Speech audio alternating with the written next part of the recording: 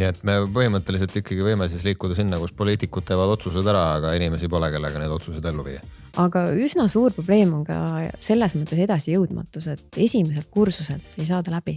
Kas noori huvitab energeetikasektori ja kas nad tahavad sinna tulla? No? Absoluutselt, et need soft skill'id, pehmed väärtused, üldoskused, mis iganes sõnaga me neid nimetame, et tõid välja ka kohanemisvõime kindlasti, et see maailm, tehnoloogia muutub nii kiiresti, et inimesed peavad olema valmis nende muudatustega kaasas käima. Tere, head kuulajad! Energiakool alustab taas ning kui sageli oleme siin rääkinud väga spetsiifiliselt energiahindade kujunemisest, väga täpselt sellest, et kumb siis on parem, kas taastuvenergia või taastuvenergia ja mõned lahendused sinna kõrvale, siis täna läheme me mõnes mõttes juurte juurde tagasi ja räägime sellest, kuidas on lood energeetikasektori töötajatega. Ja selleks on meil siin täna külas 2 inimest ja kõigepealt OSKA uuringujuht Katrin Pihl, tervist! Tere! Ja Enefiti talendijuhtimise ja töösuhete juht Keer Rindla-Nael, tervist! Tere! Kõigepealt tõesti OSKA tegi ühe päris põhjaliku uuringu ja selgus, et siin lähikümnendil võib meil mitte enam 10 või 100 inimest puudu olla, vaid see lugu läheb juba tuhandetesse välja. Kas see olukord on siis tõesti nii drastiline? Vastab tõele, et uurisime siis energeetika, tööjõu ja oskuste vajadust aastani 2035. Ja olukord on muret tekitav, et aastaks 2035 on meil juurde vaja 5000 spetsialisti. Ja muret tekitavaks teeb selle olukorraga see, et taseme õppest, ehk siis kutse- ja kõrgharidusest jääb meil iga-aastaselt puudu, üle 100 lõpetaja. Ja kus see 5000 siis kokku tuleb? Esiteks on meil valdkonnas, nagu Keer ilmselt ka teab, väga suur asendusvajadus, mis tähendab, et meil on 55-aastaste ja vanemate töötajate osatähtsus suurem kui Eesti keskmine. Eesti keskmine on 25%, energeetikas on see suisa 30%. Ja eriti kriitiline on see siis oskustöötajate puhul, näiteks nagu operaatorid, kellest lausa 40% on vanemad kui 55-aastased. Et lõpuks nad tahavad ju pensionile minna. Ja kui me mõtleme nagu selle peale, et mis ambitsioonikaid eesmärke me endal oleme võtnud, siin rahvusvahelised kliimaeesmärgid, puhtale energiale üleminek, siseriiklikult meie energiamajanduse arengukava, varustuskindluse tagamine, energiajulgeolek, siis kus ja kes on need inimesed, kes seda kõike ellu hakkavad viima. Et võib-olla mingi hetk oleme me lihtsalt sellises olukorras, kus me peame oma ambitsioonid ümber vaatama. Et paberil tahame lennata, aga päriselus võib-olla lihtsalt mitte nii kõrgelt. Keer, kuidas siis on tööandja vaatest, et kas on juba inimesed kuskile kaduma läinud või nad praegu veel tööandja juurde ikkagi tee leiavad? Et ütleme niimoodi, et tänane seis on see, et ikkagi veel on leida energeetikuid, insenere laiemalt. Oskustöölistega tegelikult on täna juba ka tunda, et on suurem probleem, isegi kui võib-olla nendega, kes on kõrghariduse omandamisel siis nii-öelda. Aga täna, kui vaadata tänast päeva, siis täna veel me saame hakkama. Meil ei ole seda probleemi, et meil oleks 10 inseneri vakantsi ühes ettevõttes, aga loomulikult me saame aru sellest, et meie töötajaskond ka, elanikkond ja töötajaskond ka vananeb ja me tegeleme jõudsalt siis sellega, et see järelkasv meieni jõuaks, et meil ei tekikski üldse seda auku, et meil ühel hetkel on võib-olla vaja seal 10, 20, 30 inseneri korraga näiteks. Aga juba mõtted lähevad selle peale, et kui sellised muret tekitavad uuringud tulevad välja, et siis et mis saab edasi? Absoluutselt ja, et ettevõttena väga palju ikkagi mõtleme selle peale loomulikult, et mis siis saab ka 10 aasta pärast, 15 aasta pärast, et ei saa ainult tänases päevas elada ja meie siis omalt poolt proovime ka nii palju kui võimalik siis panustada sellesse, et noored valiksid ühel hetkel üldse inseneeria ja siis energeetika eriala, et väga palju tegevusi sellega seoses on ja läheneme ikkagi strateegiliselt ja väga konkreetse plaaniga selles suunas. See energeetikasektori töövajadus, ta ei ole ju puhtalt ainult insenerid, vaid kui suur amploa erinevaid ameteid, töötajaid see laias laastus on, keda sealt puudu jääb? Ma jagaks nad kahte gruppi, et see insenerid on väga suur grupp ja teine on oskustöötajad, et kõige suurem puudujääk tegelikult on elektrikutest ja automaatikutest. Ja enne ma jätsin ka ühe väga olulise osa mainimata, ruttasin sündmustest ette, et lisaks sellele asendusvajadusele, mis seda tööjõuvajadust kasvatab, on ka hõive kasv. Ja miks?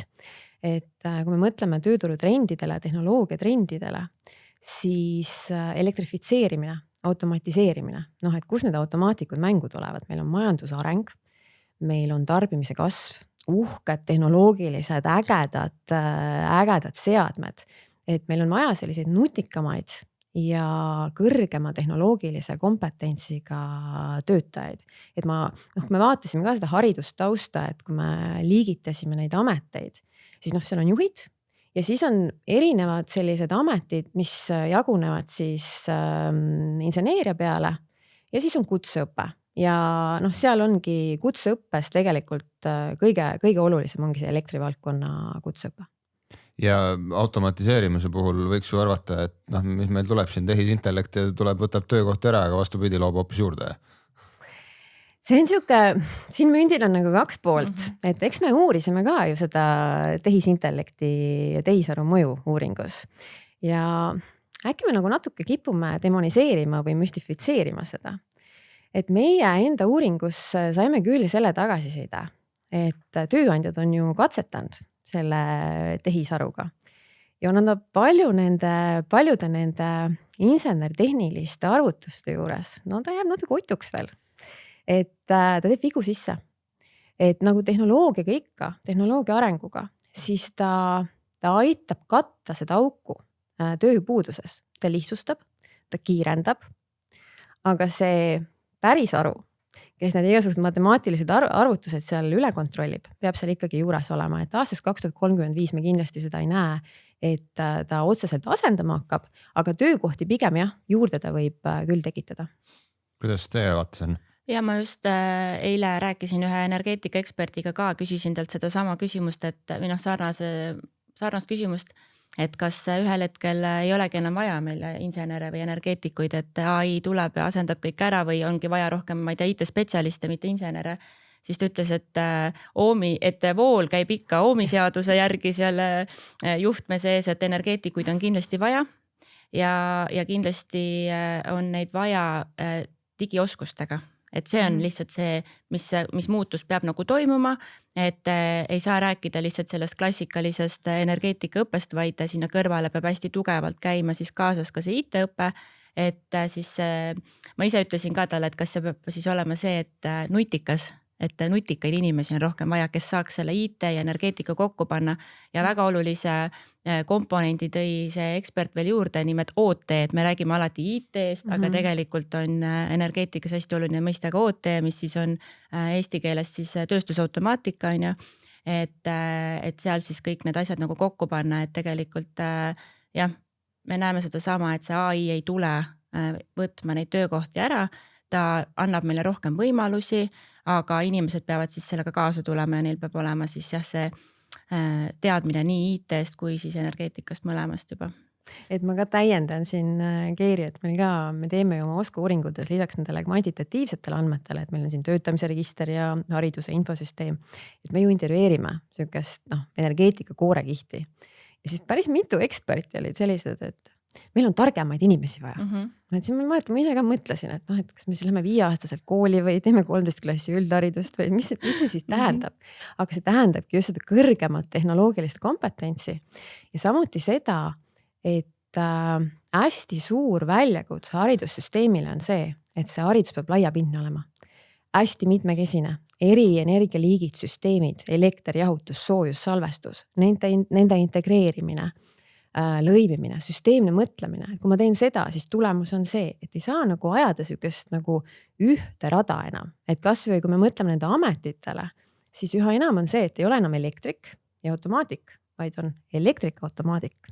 Et sellised hübriidrollid ja just see IT-kompetents ja näiteks intervjuudest tuli välja, et kõige tahetum ametimees või ametinaine on hetkel see, kes on insener, väga hea andmeanalüütik ja teaks veel müüki ja turge ka.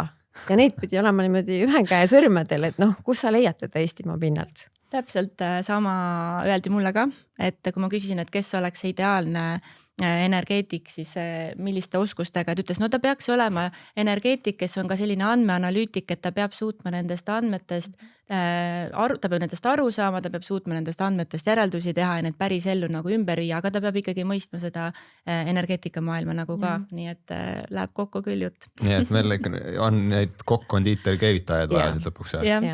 Aga see on siis selline laiem tendents, et nii nagu ka ülejäänud maailmas peavad oskustöölised teadma ka seda, kuidas teha müüki, turundust, analüüsi ja veel midagi kolmandat, siis see on täpselt samamoodi ka teie sektoris. Ma arvan, võib nii küll öelda, et kui me vaatame tööjõupuudust lihtsalt, siis ei saa seda ühte rida ajada enam. Et veel üks huvitav tsitaat, mis mul on ekspertidelt nagu kõrvu jäi või meelde jäi, oli see, et heade suhtlusoskustega insener, see on ikka haruldus. Et kuidagi meil on nagu selline stereotüüp ka sellest, et et insener vaikselt seal midagi nokitseb, on ju. Ei ole, meeskonnatöö, rahvusvahelisus, rahvusvahelist projekti meeskonnad, tiimide juhtimine, koostööoskus, et need pehmed oskused, üldoskused tulevad nii tugevalt sisse, et see selline, kui siit midagi täna sellest saatest kõlama võiks jääda, on see, et selline heade sotsiaalsete üldoskustega energeetik on tööturul ikka kullaprooviga. Ja ma omalt poolt värbajana kinnitan seda absoluutselt, et need soft skill'id, pehmed väärtused, üldoskused, mis iganes sõnaga me neid nimetame, et tõid välja ka kohanemisvõime kindlasti, et see maailm, tehnoloogia muutub nii kiiresti, et inimesed peavad olema valmis nende muudatustega kaasas käima.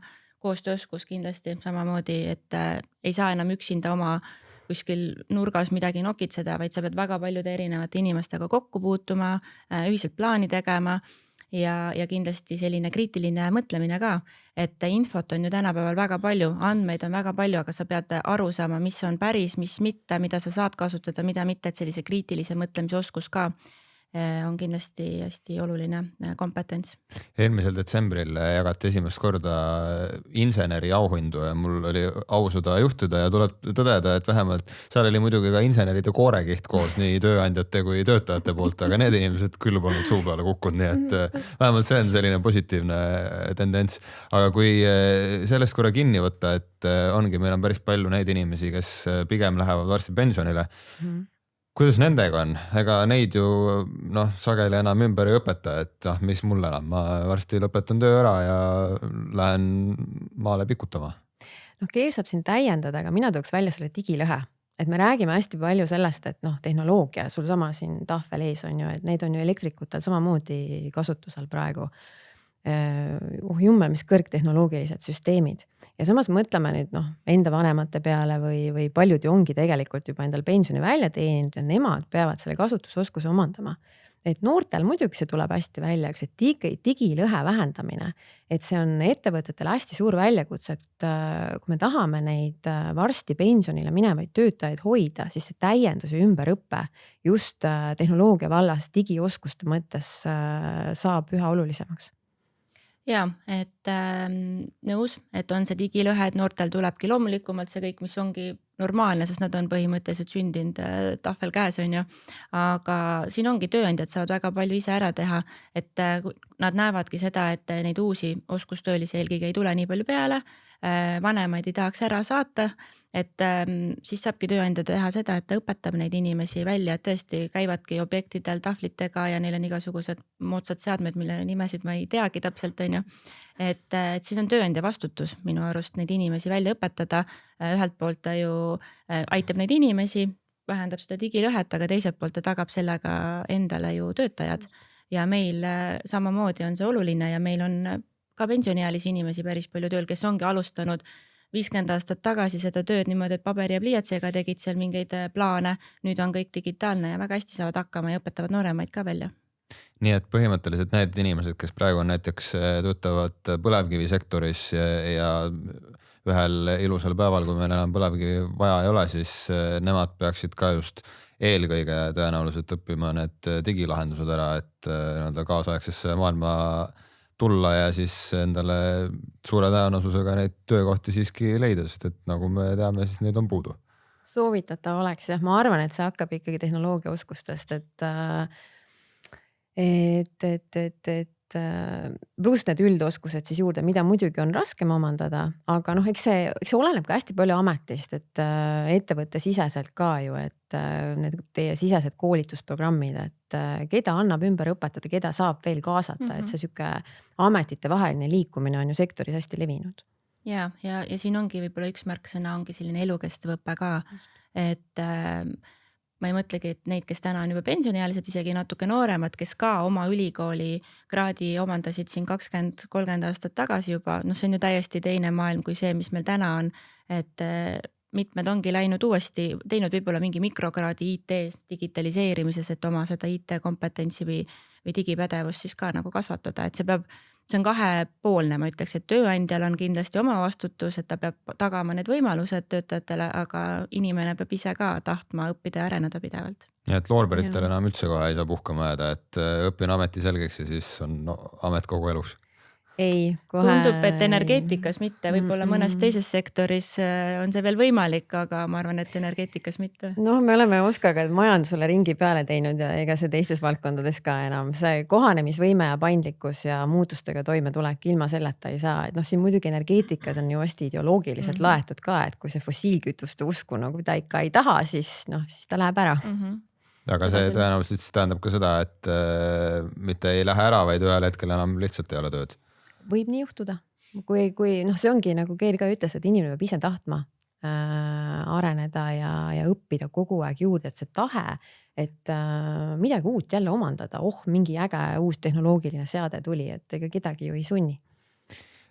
Kuidas noorte huvi on? Kas noori huvitab energeetikasektor ja kas nad tahavad sinna tulla? No, inseneerias tõesti on viimastel aastatel ju tehtud kõikvõimalikke trikke, et nad kuidagi sinna ülikooli just seda läheksid õppima, aga kuidas huvi tundub?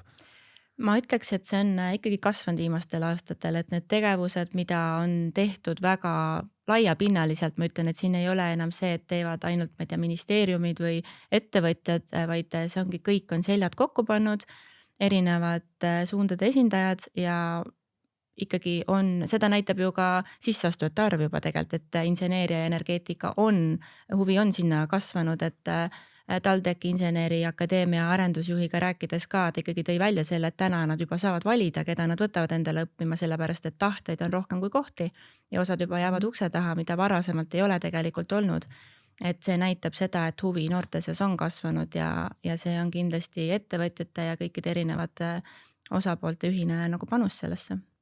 Ja, et siin ju TalTechi eelmise sügise kõige populaarsem eriala oli ju elektroenergeetika ja mehhatroonika, et oleme siin enda tiimi liikmetega rääkinud, et kohati tundub, et see energeetika, ta on isegi populaarsem kui IT, sest kui see läheb selle Z-generatsiooni ja noorema põlvkonna väärtustega kokku, ma muudan maailma, et see töö mõtestatus ja siuke emotsionaalne aspekt, et roheteemad, kestlikkus, minust sõltub midagi. Ja samas on ka see ratsionaalne valik siin mängus, et ma arvan, et tänapäeva noored on ilmselt senistest põlvkondadest kõige teadlikumad sellest, et mis on karjäärivõimalused ja mis on palgad, mida on mõistlik õppida. Et see on see selline kõrghariduse poole, aga ma tooks selle kutsehariduse poole ka sisse. Et kui meil kõrgharidus buumib, siis see kutseharidus on meil ikka veits nagu siuke, et ei saanud mujale sisse. Ja see maine ja kutseõppel ikkagi sellega tuleb veel tööd teha kindlasti, et ei oleks seda suhtumist täpselt, et sa ei pea häbenema seda, et sa õpid oskustööliseks, et see ei ole nagu häbiasi, et sellega kindlasti tuleb Eestis veel tööd teha, aga ma olen nõus, et täpselt, et see noortel on see tunne, et see energeetika ongi ühiskonda panustamine ja sellel on päriselt siuke ühiskondlik mõju ja see on oluline neile. Ja kutse poole pealt ka veel, et tegelikult meil ju see kutseharidusreform ja tulevad need uued riiklikud ühisõppekavad, et loodame, et see toob mingi muutuse kaasa, et meil tegelikult on ju energeetikas ka uusi ägedaid õppekavu, siin Pärnus saab ju elektrituuliku tehnikuks õppida ja Kuressaares labade hooldajaks. Ja kui me mõtleme näiteks Põhjamaade riikide peale, siis Taanis ja Soomes kutseharidus on siuke, et inimesed löövad rusikaga vastu rinda, et see on nii prestiižne. Et loodame, et me ka nagu üks hetk jõuame sinna. Ja olgem ausad, ega need elektrik-mehhatroonikud ju tulevadki sealt, ega nende palgadust pisikesed ei ole võrreldes nii mõnegi kõrgharidusega ametiga. Nad jäävad ikka alla, et see sihuke oleneb, kuidas sektoreid vaadata. just, et noh, kui me vaatame ka seda, et vist ligi 80% TalTechi tudengitest õpib või töötab õpingute ajal. Ja siis need palgad, see tööturutõmme on ikka väga tugev. Me rääkisime pisut sellest, et kõrghariduses on juba niimoodi, et enam ei pea ootama neid niimoodi avasüli ja kõiki vastu võtma, kes tulevad, kutsehariduses nii hästi ei ole.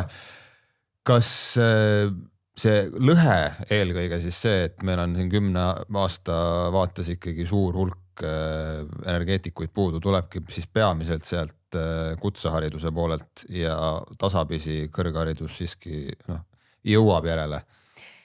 Ma alustaks sellest, et tegelikult me ju praegu tegeleme aukude lappimisega. Ega energeetika ei ole ju aastakümneid olnud nii populaarne ja atraktiivne, kui ta on praegu. Et siin 80-ndad, 90-ndad, 0-ndad. Ma mäletan, mina lõpetasin 2008 gümnaasiumi. Ma ei mäleta, et keegi oleks võtnud suhu energeetika sõna või rääkimata sellest, et minna seda õppima. See oli siuke kaugel Ida-Virumaal, katlamaja värk, korstnad suitsevad. Ja kahjuks see haridusmaailm on selline, et on hästi konservatiivne. Muutused võtavad aega, et sellest praegusest buumist, ma arvan, sellest me hakkame siin võitma alles aastate pärast. Ja tegelikult ma tooks siia sellest asendusvajadusest ja hõivekasvust me juba rääkisime, aga ma tooks siia ühe aspekti veel sisse, mis on sektori sisene rakendumine. Kõikidest nendest lõpetajatest tegelikult ju ainult 40% rakendub meie uuringu tulemustel energeetikas. Miks? Sest inseneridest ja sellistest headest elektrikutest ja automaatikutest on puudu üle majanduse. Kõigil on valus. Ja kui kõigil on valus, siis minnakse sinna, kes rohkem maksab. Et see on ka kindlasti üks põhjus. Miks te siis ei maksa nii hästi? No ma loodan, et me ikkagi maksame, sest meie lähtume palgauuringutest, et me tahame maksta vähemalt siis mediaanpalka oma inseneridele ja kõikidele töötajatele, et ma loodan, et meie juurde ikkagi tullakse ja jäädakse pikemalt ka, aga kindlasti see on üks probleem, jah.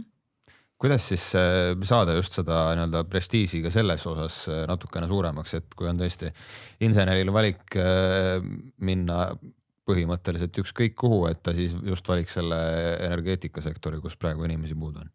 Ma arvan, et see tegelikult algab juba ka ülikoolis, võib-olla isegi juba gümnaasiumis, et näidatagi, et mis need praktilised võimalused on energeetikasektoris, mida sa päriselt ära saad teha, et ja käsi külge ka nii-öelda panna, et üks asi on see, et rääkida, mida kõik energeetikasektor teeb, aga teine asi on ka see, et võimaldada nendele eelkõige siis noortele, kes alles valivad või juba õpivad, et mida saab teha ja anda neile see võimalus ise ka natukene selles kaasa lüüa, et sütitada neisse see selline väikene säde, et päris äge on see energeetikasektor ja siis ta loodetavasti jääbki sinna püsima ka. Et mina arvaks, et see ongi see, et neid varakult tõmmata juba sinna ära nii-öelda.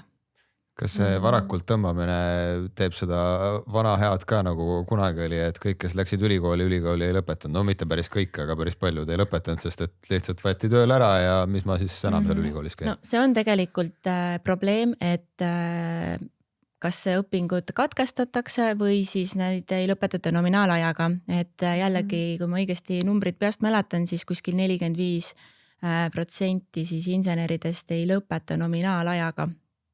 Ja see on jällegi minu arust tööandja vastutus ka, et lõppkokkuvõttes me ju tahaksime, et meie töötajad teevad oma baka ära ja lähevad ju ka magistrisse edasi õppima ja sealt edasi saab juba elukestvat õpet teha.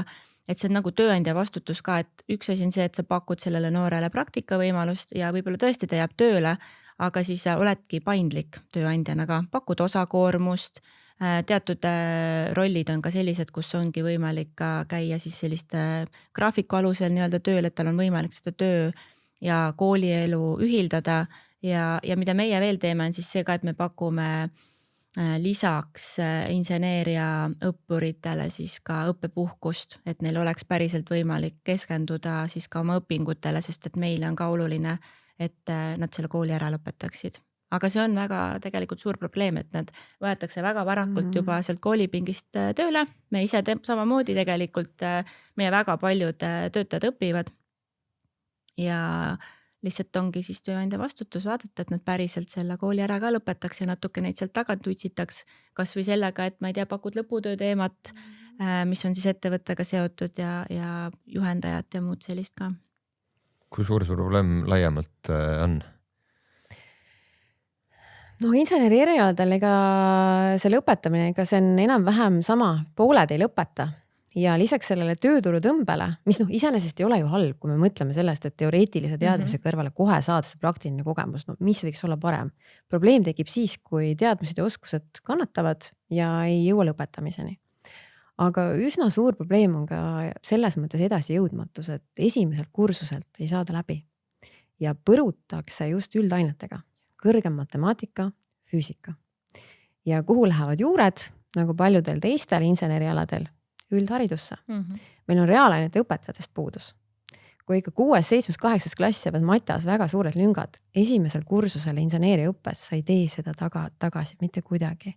Et siin ongi meil nagu mingisugust, me võime siin nagu sõnamängu mängida, et kas meil on puudus lõpetajatest või meil on puudus õpetajatest. Et me peame seda probleemi hakkama hoopis palju varem harutama.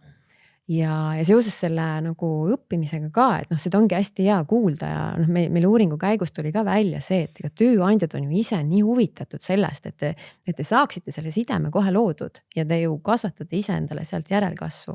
Aga siin ka selline nagu kokkulepe koolide ja tööandjate vahel, selle paindlikkuse loomine ja ka selle pikema perspektiivi nägemine, et mitte lühiajaliselt, et ma tõmban ta endale sealt mingiks juunior projektijuhiks, aga ka pikemaajaliselt, et kui ta nüüd ära lõpetab, siis ta vähemalt töötab mul võib-olla 30 aastat veel siin ettevõttes. Sest mis võib-olla ei ole nii üldteada tundud teadmine, on see, et just elektrivaldkond on meil ju täielikult reguleeritud valdkond, mis tähendab seda, et seal on vaja kutset. Aastast 2031, 1. jaanuar, kui sul ei ole kvalifikatsioon tõendatud, sul ei ole kutsetunnistust, siis ma ei lähe nii kategooriliseks, et ma ütlen, et pole võimalik töötada, aga see võib olla keeruline, sest kui me mõtleme elektri peale, elekter asja tundmatutes kätes, 3 punkti, et millega see päädida võib, et siin saate kuulajatele ka südamele panna, et kui kodus on elektritööd vaja teha, siis ikka võtke kutsetunnistusega spetsialiste endale, et ka sellepärast on oluline, et aidata neid potentsiaalikamaid õppureid lõpetamiseni ja lisaks tööandjatele, ega siin on ka koolidel selles mõttes 1,2 teha, et selles õpidisainis olla paindlikum, luua neid personaalseid õpiteid. Et luua neid võimalusi, näide, sa ei saa sellel semestril seda oma praktikat tehtud, aga tee järgmisel. Et sa oled jumalast terav piiats, et aitame siis neid potentsiaalikamaid lõpuni, et siin neid variant on. Kas selle siis annakski näiteks juba lepingusse ka kirjutada või kas seda kirjutatakse, et võtame tööle juhul, kui lõpetad? Töölepingusse seda punkti otseselt kirja ei panda. Aga tihti ongi see, et alguses tullakse praktikaleping on tähtajaline, et siis ja lisaks saab seda õpingut toetada ka stipendiumitega näiteks, mida ka paljud ettevõtted teevad, et anda siis natuke hoogu juurde sellele, et see tudeng siis päriselt lõpetaks selle kooli ära. Kas see, et meil neid inimesi praegu on puudu, võib mingisugusel hetkel ka edasi lükata tõesti selliseid asju nagu taastuvenergiale täielik üleminek või mis iganes muu asi, mida me siin soovime, aga siis pole inimesi, kellega seda teha? Risk on olemas, jah. Ja, risk on olemas, et kas lükkuvad edasi, muutuvad väga kalliks, aga jällegi, kui ma eile rääkisin ühe eksperdiga, siis ta tõi välja ka selle, et üks asi on see, et muutuvad kallimaks või lükkuvad edasi, aga tegelikult see on ju strateegilises mõttes nagu laiem probleem isegi, et me räägime siis sellisel juhul ka võib-olla varustuskindlusest, majanduse arengust, me räägime energiajulgeolekust tegelikult. Et ei ole ainult see, et energiaettevõtted tahavad mingeid ägedaid projekte teha ja ma ei tea, rohkem raha teenida, vaid siin on ka riiklikult olulised aspektid juures.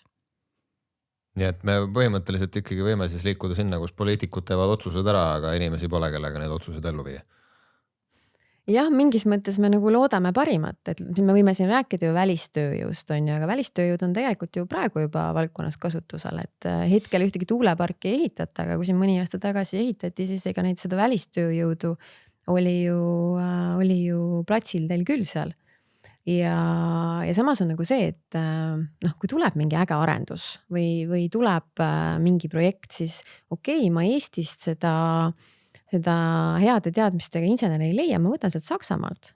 Ma maksan talle rohkem, aga siin on siuke retooriline küsimus, millele me võime kõik oma peas nagu vastata, et kui kasulik selline asi on Eesti majandusele ja ühiskonnale, kui see raha läheb Eestist välja. Kui palju saame me üldse loota välistööjõule, sest et esiteks on piirmäärad juba ees, et neid ei saa siia lõputult tuua. Noh, teiseks on see tõesti see majanduse küsimus ja kolmandaks on lihtsalt küsimus, et kust me need töötajad siis võtame. No see on siuke klaaskuuli küsimus, et siin tegelikult hiljuti tulenevalt OSKA ettepanekutest Riigikogu võttis seaduse vastu, mis lihtsustab välistööjõu sissetoomist just nendel ametialadel või erialadel, kus see tööjõupuudus on.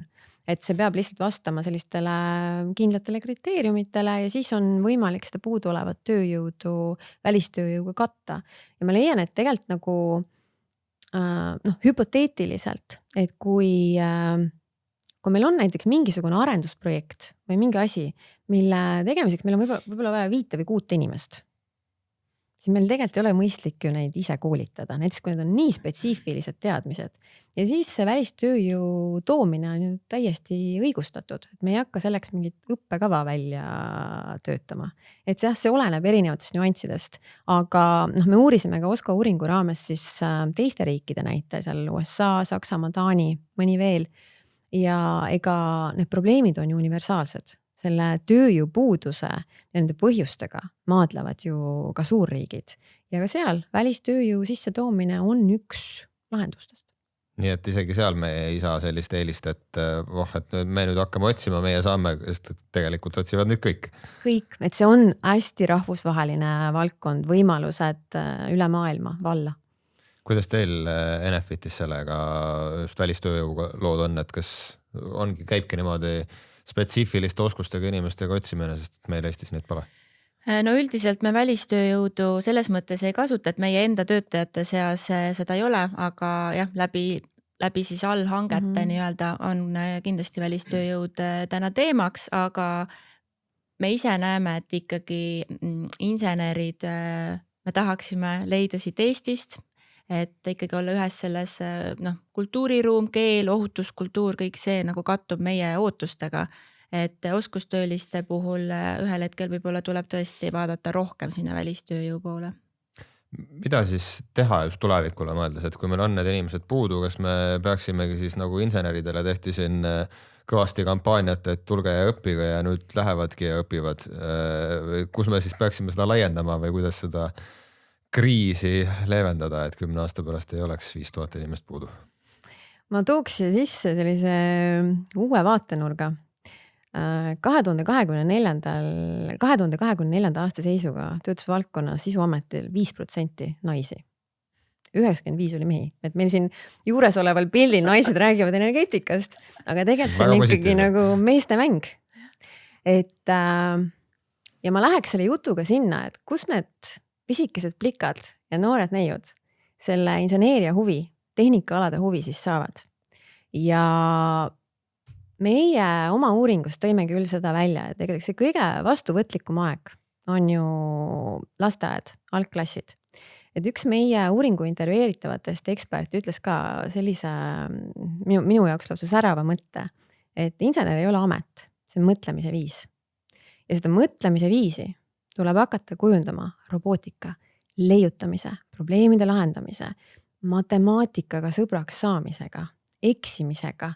Pole hullu, proovime uuesti, et see on see selline insenerilik mõtlemine ja isegi jutumärkides ajuehitus. Et kui me hakkame gümnaasiumis sellega tegelema, siis on natukene hilja, et neid heade reaalteadmistega noori, nende Positroni ja Inseneriakadeemia lae-end projektiga annab müksata, et ära mine arstiks. Tule siia nagu insenerialadele, aga kuidas nad nagu jõuavad sinna? Ja ma ei taha nagu öelda seda, et me siin 4-5 aastastele peaksime ütlema, et sinust saab insener, ta ei saa ilmselt arugi sellest, on ju. Aga me võiksime just sellise huvihariduse kaudu kasvatada lapsi, kes ei karda tehnoloogiat, kes on uudishimulikud ja kes julgevad katsetada ja eksida. et see hakkab palju varem kui gümnaasiumi viimased klassid. Ja, et täna ongi päris suur rõhk pandudki sellele, et natuke ka põhikool, aga gümnaasiumis pigem siis seda populariseerida, seda inseneeriat ja tehnoloogia suundasid laiemalt. Aga ma olen täiesti nõus, et tegelikult see peaks hakkama kordades varem ja läbi huvihariduse alguses tõesti, et kui sa lähed, räägid, mõtlen mul omal 2 väikest last, et lähen ütlen neile, et õpi inseneriks, siis nad on mingi, kes see veel on. Et selles mõttes absoluutselt nõus, et naised on energeetikasektoris täiesti nagu 2 silma vahele jäänud hetkel, et natuke juba tehakse tööd selle nimel, et populariseeritakse siis neid 5% naisi, kes on energeetikas, et tuuakse neid rohkem esile ja pildile ja ka kõnelema, et siis inspireerida tänaseid väiksemaid naisterahvaid.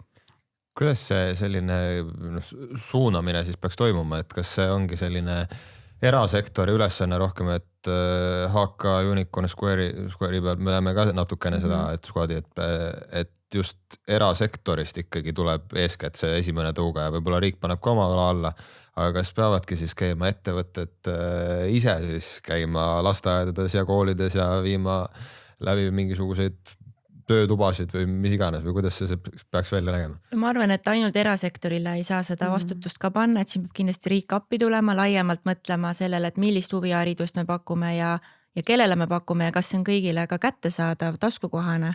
Et see on ka kindlasti oluline aspekt, et täna ju valdavalt ikkagi kõik need ringid on tasulised ja tänu sellele või tänu on nagu halb sõna antud juhul, aga ikkagi mingid inimesed, väiksed lapsed ei saagi nende huviharidustegevustega tegeleda, sest neil ei ole lihtsalt seda võimalust.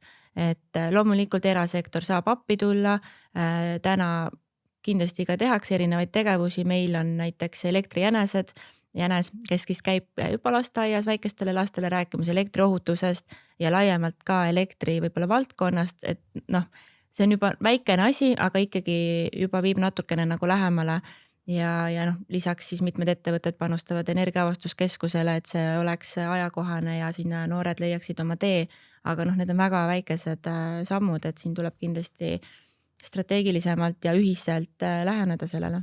Ja, et see riigi roll on ka siin väga oluline, et kahjuks teadmuse kontsentratsioon kipub meil ikkagi suurematesse linnadesse ju koonduma, et ma siin käisin ka lasteaedade ja põhikoolide kodulehti lihtsalt enda huviks nagu läbi ja vaatasin, et Tallinnas igas koolis sa saad seda robootikat teha, aga lähed sellistesse väiksematesse kohtadesse ja seal on ikka lauluring ja kunstiring ja rahvatants, mis on ka toredad, aga nendega me tegelikult ju kasutame selliseid tublisid humanitaare.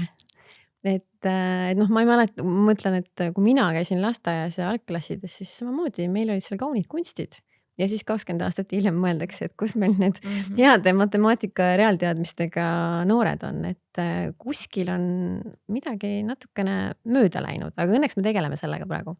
Jah, et vähemalt probleemist on nüüd aru saadud. Aga nende väiksemate kohtadega ongi siis sageli see ka, et lihtsalt esiteks ei ole teadmist ja teiseks seda raha ka ei ole kuskilt, et nüüd hakata looma. Et seal ongi vaja mingit selget tuge. Kes kannavad teadmist? Õpetajad, ringijuhid, et kuidas neid sinna väikestesse kohtadesse meelitada, et eks see ole nagu paljude asjadega, et neid siukseid atsakamaid missioonitunde põhjal või pealt töötajaid ju on ju, aga et neid igale poole jaguks. Et ega neid õpetajaid peab täpselt samamoodi nagu reaalainete õpetajatega ja neid huviringide õpetajaid tuleb ju samamoodi välja koolitada. Mis meil siis edasi saama hakkab, et kui me mõtleme 10 aasta peale, potentsiaal on 5000 inimest energeetikasektorist puudu, kuidas me siis väldime seda, et me sinna ei jõuaks? Et me ei jõuaks selleni, et meil on 5000 inimest puudu. Just. Täna siis tehaksegi seda, et populariseeritakse seda, aga nagu kaaskõneleja ütles ka, et me tegelikult ju lapime auke, et ühel hetkel ikkagi võib tulla selline madalam kriis kätte ja siis kui me jätkame seda inseneeria populariseerimist ja lähemegi juba ka sinna lasteaia tasandile, siis see peaks nagu stabiliseeruma see järelkasvu peale tulemine. Me kunagi ei tea ka, mida tehnoloogia teeb, võib-olla meil ei olegi ühel hetkel tõesti nii palju inimesi vaja, aga hetkel me seda ei näe.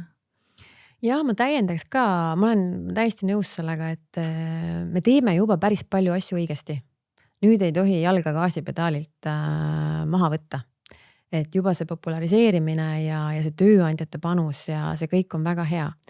Ja millele võib-olla, ma ei tea, kas ma peaks seda laegast siin üldse avama, aga mis haridusmaailma puudutab, et just see lõpetamise teema, et katkestamist vähendada. Et me hästi nagu väärtustame seda nominaalaega lõpetamist 3+1 või 2+1. Aga äkki mingitel sellistel, kõrgharidusel, et äkki mingitel sellistel erialadel, millest me tõesti näeme, et meil on nii valus hakata tegema neid erisusi, et me praegu karistame tegelikult neid tudengeid, kes teevad juba erialast tööd. Anda neile nagu võimalus natuke pikendada seda, et see peaks olema hariduspoliitiline otsus, sest selle tudengi, tulevase töötaja, ettevõtja, sektori, Eesti majanduse ja ühiskonna jaoks, tal ei ole vahet, kas ta jõuab lõpetamiseni 3, 5 või 6 aastaga. Peaasi, et ta jõuab. Et see võiks olla nagu mingi asi, mida kaaluda. Aga miks seda siis tehtud ei ole? Haridus on suur ja raske laev. Selle pööramine võtab aega. Et need muudatused võtavad aega ja meie vähemalt enda OSKA uuringutega üritame natukene sinna kivi sisse seda auku uuristada, sest me viimegi selle hariduse töömaailma kokku ja loodetavasti, kui see sõnum nagu võimalikult kaua ja palju kõlab, siis hakkavad need muudatused ka juhtuma. Ma siis küsin lõpetuseks, et kas täna aasta pärast on seis juba parem, nii palju võib-olla näeb tulevikku, et 10 aastat kohe kindlasti ei näe?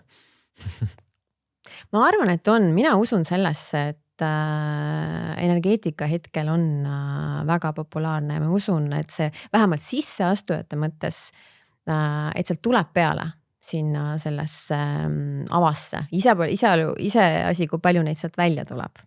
Aga ma olen positiivne hetkel veel. Ja ma võib-olla jagan ikkagi ka seda optimismi, et üks asi on see, et neid tuleb nii-öelda peale, astub sisse piisavalt, aga ikkagi see väljalangemiste arv kahaneb väga aeglaselt, aga ta kahaneb. Nii et mina ikkagi ka loodan, et aina rohkem tudengeid lõpetab ära ka oma valitud eriala. No loodame. Katrin ja Keir, suur tänu stuudiosse tulemast, suur tänu kõikidele vaatajatele ja kuulajatele. Mina olen Brent Pere ja Energiakool on taas teie ees juba varsti.